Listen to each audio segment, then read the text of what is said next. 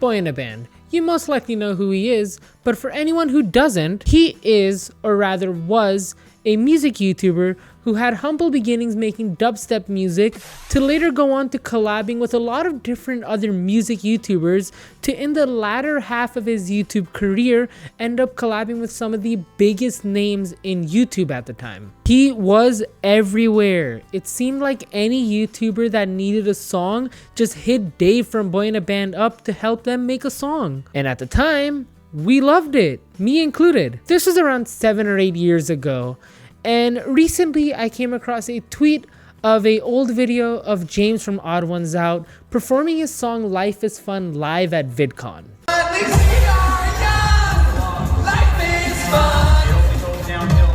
We gotta make the most of it, make the most of it. I'm sure he has nightmares about this performance. But with how my brain works, this led me down a rabbit hole. Back in the day, I was really into Boyinaband's content. So when he started all his YouTuber collabs, it was a dream come true for me. It was like watching your kid grow up and become something actually successful before crashing and burning. So I ended up going back and listening to some of these songs to somehow relive some of this nostalgia. You know, songs like Life is Fun, Congratulations, Empty, and that one that I really don't want to talk about. But instead of nostalgia, I just couldn't unhear how just awful some of these songs were. I thought the whole point of collabing with a music YouTuber was so that you can bring any ideas that you had to life, while the backbone of it being a talented musician who can bring these thoughts to life into something that sounds good, or at least halfway decent. And not just these cobbled messes of songs that Dave ended up producing. So what ended up being the point of these collabs? Was it the novelty of collabing with a music YouTuber? The idea that you maybe might end up with a chart-topping hit and a song that you've always wanted? It was money. Views and money. Money and views. Every time Boyinaband collabed with these YouTubers, it was like lightning in a bottle. These songs would always go mega viral and have hundreds of millions of views. Because no matter the quality of these songs, their fan bases back then were so rabid that they would eat up anything these YouTubers would put out back in the day. Me included. So let's take a look at some of these songs, starting with the one that sent me down this rabbit hole. Before I begin, just as a disclaimer, I'm just looking at the music here. There's a whole other conversation about Dave as a person, and that is not what this video is. One thing you'll notice pretty quickly as you go through these songs is that any song that is produced really well is usually not produced by Dave from Boyinaband, but rather a commissioned beat or a bought beat, a beat that they bought. And any song that Boyinaband himself produces just has even more flaws than these songs already do. And you'll find that out pretty quickly throughout this video. To start off, there's a few tropes with his music. Dave from Boyinaband is really into dubstep. What that usually leads to, in my opinion, is really wacky kind of music. And that kind of really translates into this song. The beat for this song is kind of crazy. It's this really high energy EDM dubstep mix that's really, really well produced. And I was really impressed by Dave for producing a song like this until I realized that he commissioned the beat, which I guess that also takes some sort of talent, because you have to give your idea to someone else, say your ideas in a way where the other person can actually understand and build upon your idea, basically. But in this song, there are a few glaring issues. And the biggest issue is that for some reason, James' voice has this horrendous reverb throughout the whole song. But I'll get out of the house. Get on the road, top down, hands out on my favorite song and nod to the rhythm. Like, it feels like it was recorded in an empty room for some reason. And also some of these lyrics, even back then, just didn't hold up. It really sounds like Reddit the song. I got a nice stable job. Till it's outsourced to China or replaced by a robot. Oh god, well, then I could relax a bit. You'll be empty with nothing to distract from it. I mean, I understand that it's a comedy song, and it does have all the elements to technically make it a good song. Like, the beat is good, the vocals are on beat, the lyrics rhyme. Is it the worst song ever? No, not even close. And also the fact that he didn't produce it really helps elevate it from being the worst song ever. And that means that the instrumental actually hits instead of falling flat like a lot of Dave's instrumentals throughout his career.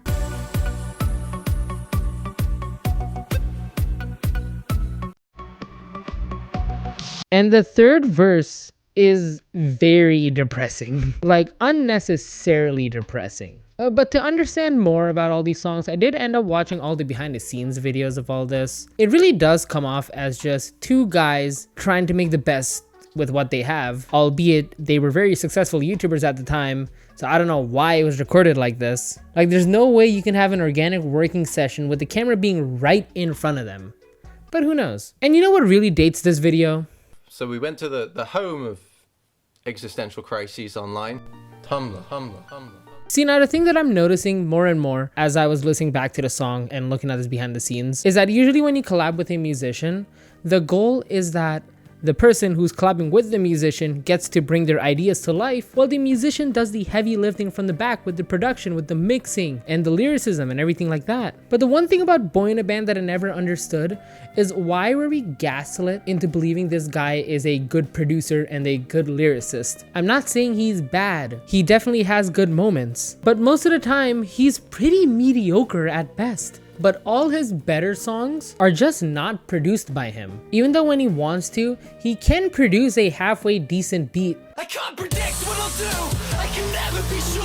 I am terrified of making promises anymore. Which again, I never understood about these collabs. I thought the whole point was to build a song from the ground up, no? Even like I said, the fact that he commissioned this beat is pretty good. But I wish I could enjoy the song over these horribly recorded vocals. Okay, so it was recorded in an empty room. It's not even empty, it's open. Dave, my friend. Nope. That is the first thing about vocal recording. You don't need to treat the whole room, but at least close the door. Listen to the reverb in this recording session. The tests. Okay, loudest voice. Okay. And this problem really comes to light when you hear Dave's vocals going back to back with James' vocals in the song. And it's all because of my...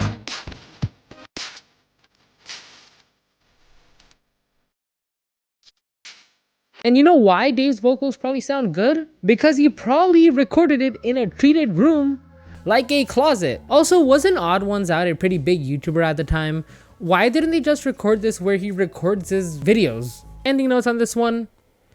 Please wear some socks, James. Now, he actually has two collabs with Boyinaband. There was this one rap song called Prancer Rap. Prancer, I'ma go insane here. Santa don't know where to go, so let me take the reins, yeah. We don't really talk about Prancer Rap.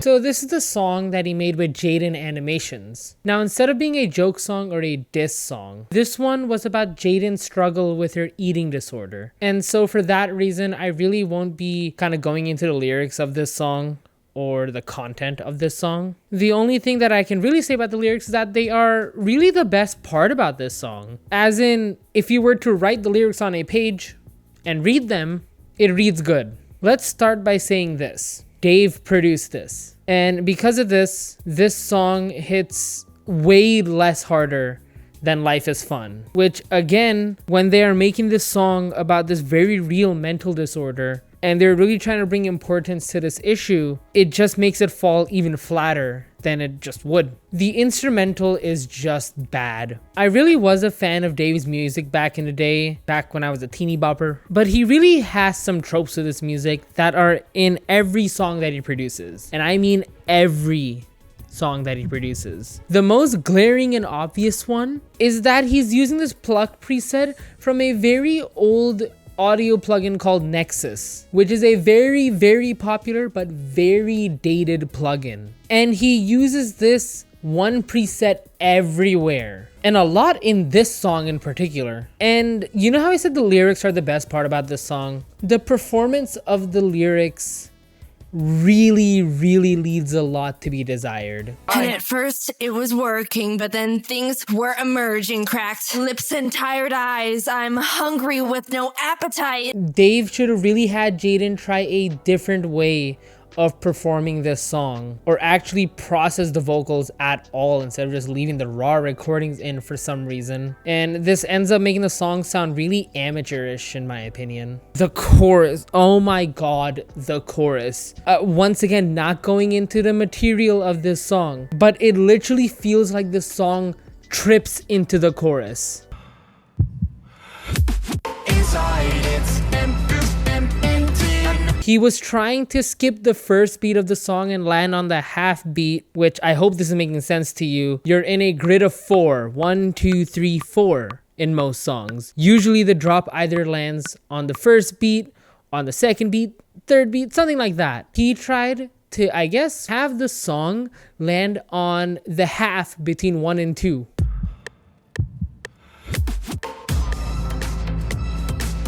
But in an attempt to do this, the chorus literally just falls flat. It literally ruins any steam that the song was gaining from a really good pre-chorus, honestly, for the standards of this song. And that's just the beginning of this chorus. This whole song is mixed horribly. I'm gonna go into a bit of the nuances of mixing because I'm really passionate about music production, but stuff like this really pisses me off because it's such easy fixes. The drums are muddied. The kick is lost in the instrumental, and he either should have sidechained it or used a different sample entirely because you lose any of the oomph this song was going for. The violins. Firstly, the plugins probably came from Nexus because of how dated they sound. It sounds really bad and really fake, and it's also really loud. But at the same time, this song just sounds empty. Now, you could make an argument that that's what he was going for with literally the name of the song being empty, but it's not empty in a good way where it lets you think and linger. It just sounds like he forgot to unmute a layer in the song. I can't put my finger on it completely, but this song had the most potential. Even when it came out, I really wanted to like this song. But between the vocal performances in the verses, and the fact that the chorus literally trips and falls, and the fact that the song literally just doesn't hit. Like, if you just compare this to Life is Fun and how the music, the instrumental just hits, and this one just kind of meanders. And even still, this is probably one of my favorites of Dave's collabs. I just really want someone to just reproduce this song so they can just really get it across the finish line and get the product that this song deserved.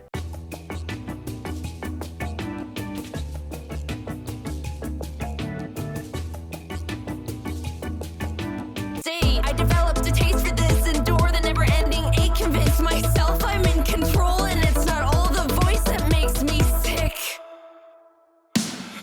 Inside it's empty. I know it's wrong, I'm looking but I can't see myself. Inside it's empty. I know it's wrong but it's so hard to stop it alone. Getting even worse. All the days begin to merge. And the worst part about all of this is that because of Dave's not knowing of the law, Jaden ended up deleting this song off her YouTube, which kudos to her because the others didn't, probably mostly for monetary reasons, because whoa, these 100 million views per video pay a pretty penny. So good on Jaden for sticking to her morals. And iDubbbz. What my problem with Dave's collabs, if you want to call them problems, is that it's just mediocre. His production was mediocre. His lyricism was actually good, but it was muddied by the fact that he didn't focus on the entire package of the song. I don't want to completely dog on his prowess as a musician, because at the end of the day, music is subjective and we all have our off days and we don't release the best songs that we think we released. But my subjective opinion is that he really should have honed in on his craft before making his entire brand about music. That's probably why he stopped making music content towards the end of his career. Also, his collab with Andrew Huang and Rob Scallon and Rumi was literally just a coughing baby versus hydrogen bomb meme. Hey, he made a song with PewDiePie as well.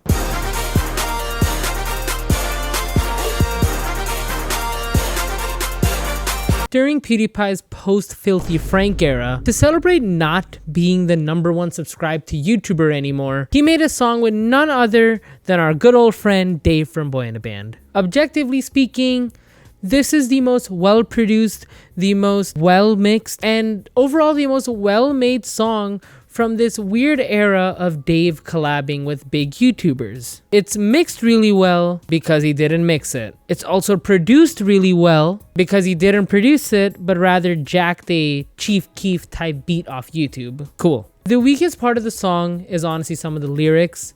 And would you look at that, it's mostly Dave's work. This must have been a very surreal point in time for Boyinaband. I'm sure that at this point, he wasn't just collabing with PewDiePie as like a one-off deal. Rather, he was probably actually friends with him at the time. With how many projects they were both a part of now, they probably really had a bond made. Now, I can't say this definitively, but you meet someone enough times. He was a part of the iDub song, which is its own can of worms. This song, Mine All Day, and not even just PewDiePie himself, but literally PewDiePie at the peak of his career. This dude was a part of one of the biggest moments in YouTube history. But to go back to the song, there are moments where it really shines, especially the chorus. Hey, congratulations, it's a celebration.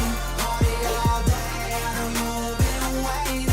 Because Rumi takes the chorus, and for all intents and purposes, he is one of the best vocalists on YouTube, and actually worked with PewDiePie a few years before Congratulations on a song called Brofist. And the one thing that Rumi has, even though I don't like his style of music, he is a much better producer and songwriter than Dave from Boyinaband was at this time. And Brofist is actually a reflection of that, because even if it's not for you, and it's definitely not for me, it is a perfectly mixed radio ready song, which is not something you can say for most of the songs that Dave made with other YouTubers.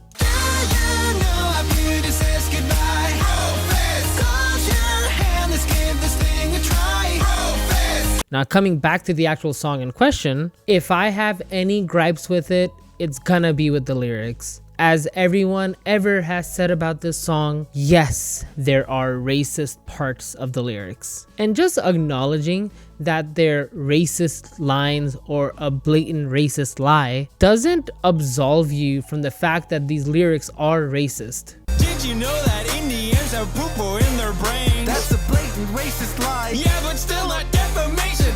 But literally the part of the song that has always stuck with me forever, ever since I first heard it, is this part. I'll take on all the world for you. I'm a heavy hitter, about to cause a genocide, so you can call me. Hey, congratulations. Dave has done this before, where he stretches a word or makes the people he's collabing with mispronounce a word entirely so that it can rhyme with the punchline of his bar. In fact, Brian Paul, entitled, is this like rhymes with Brian, entitled. You can kind of get away with that as well if you twist What it. the fuck? How does Brian rhyme with entitled? Okay. How does that Okay. happen? Brian Paul, an entitled whore. Oh shit. Kind of rhymes in a Yeah. weird way. Instead of actually writing better or more cohesive lyrics, he made PewDiePie say the word hitter in a very British accent just so he could rhyme it with the name of For a Genocide Bar. Bravo, man. If Dave was the one producing this song, it would not sound as good. If Rumi was not on this and carried the chorus, it would be more closer to Life is Fun than what it ended up being. Jeez fucking Christ, people were actually eating him alive. Look at the title of this article. PewDiePie actually has a very long musical career, all things considered. You can see Bitch Lasagna and Mine All Day by him, which, might I add, the second part of Mine All Day goes stupid hard. The beat goes fucking insane. Remember, kids, life isn't fair. Take it from the second Swedish Minecraft multimillionaire. I'm fully stacked diamonds. You won't see me crying. And the lyrics actually bang. I wonder who wrote them. Oh.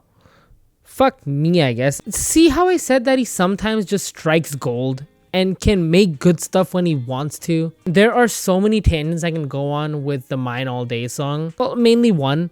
Where's Dylan Locke? He was literally on top of the world for a moment and he's just gone. You just don't see anyone editing videos like that anymore. Just look at the Davey 504 collab. I might have to dive into his career at some point. Now there is one more collab that I haven't talked about. The one that started it all and the one that I think most people remember from Dave from Boyinaband. Asian Jake Paul.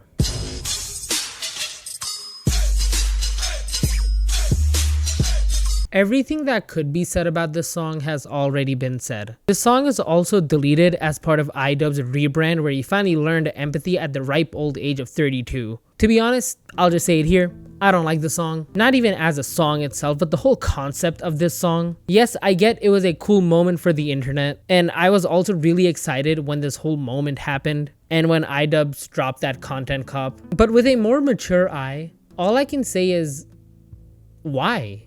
Everyone involved in this song should actually be ashamed to be a part of it. Most of all, Boyinaband. I don't care how meme-worthy or cool it was to dog on Rice Gum. It's just not funny and has never been funny to be racist. I was a kid. I didn't know any better. Of course I laughed at these jokes, but these guys were fully grown adults at the time. And to have a song where he's just being completely racist and saying slurs throughout, how did no one step back during any of this entire process and ask what is wrong with them for making this? Was it really worth having cool internet brownie points? So of course this song aged like milk. If anything, even though it was not for quite a few years, iDubbbz did end up deleting the song. I'm glad that he did that, and the fact that he apologized for it in general. Yes, the internet was in a different place back then, and arguably it's probably way more racist now than it was back then. But in your quest to end Rice Gum's career, was it really necessary to make cringe? Also, Mr. Dave, just because your verse is syncopated doesn't mean that it sounds good. It actually ruined any flow this song had. You've been pretending ever since your little rice balls descended. Like kids think you did it all when you weren't capable of making up playground insults. And the one thing I've realized throughout this whole process is that you just were not good at giving these non-musically inclined people directions. In most of these songs, it sounds like more talking rather than performing, which is a very, very easy fix in the recording process because any amount of post-production cannot solve that problem. You're fucking delusional, so try your best to remember. You're not a pimp, you're a borderline sex offender. Also, this song sucks. Did I say that yet? This song sucks. But it is a time capsule of the internet from back then, and how if anyone did this today, they would be trolled to heaven and back. Probably calling it corny or something, I don't know. Here's a meme I found. When you think of Boyinaband, the first thing that probably comes to your mind is probably the allegations that ended up ending his career. Though I cannot find any definitive proof that it was real or not, it just left a sour taste in everyone's mouth about his whole personality. So I don't really want to dwell on it in this video. But when I think of Boyinaband, I think of a bygone era of the internet. One where we were carefree and had a handful of wholesome YouTubers that we could always rely on to make good content and we could rely on to help us have a good time. Not all of them, I mean iDubbbz. And if you were at all in the music side of YouTube, you would know that Dave was a big name in that scene. Him and others like Rumi, who whenever they collabed with YouTubers would just capture this magic and would seize this moment and obviously gain hundreds of millions of views with their songs. Rumi's songs did end up aging better, but I believe that's because he was kind of cookie cutter. Not to say his songs are bad, but they were very popish and easy to produce. Whereas Dave was always one to experiment and to always try new things in these songs. Musically, was it corny at some times? Was it bad at some times? Did it fall flat most of the times? Yes. But I think that goes for a lot of people. When I think of Boyinaband, I think of wasted potential. Before any of the allegations came out, I really used to see myself in Boyinaband. I used to see someone who was a jack of all trades, but a master of none. And that ended up being the main problem for him. He was good at everything, but he wasn't truly great at just one thing. And I think that's a problem for a lot of people. But a lot of people don't have the platform or had the platform that he had for him to be ridiculed on. And this wasted potential wasn't just for his collab songs, it was for all his other songs as well. They all had potential that was never fully realized. And seeing how his career went and how he has fallen off the face of the internet, I doubt we will ever see his potential fully realized. And there's not a lot of people that want to see it realized reading some of these things. Anyways, thank you for watching. Get out of here.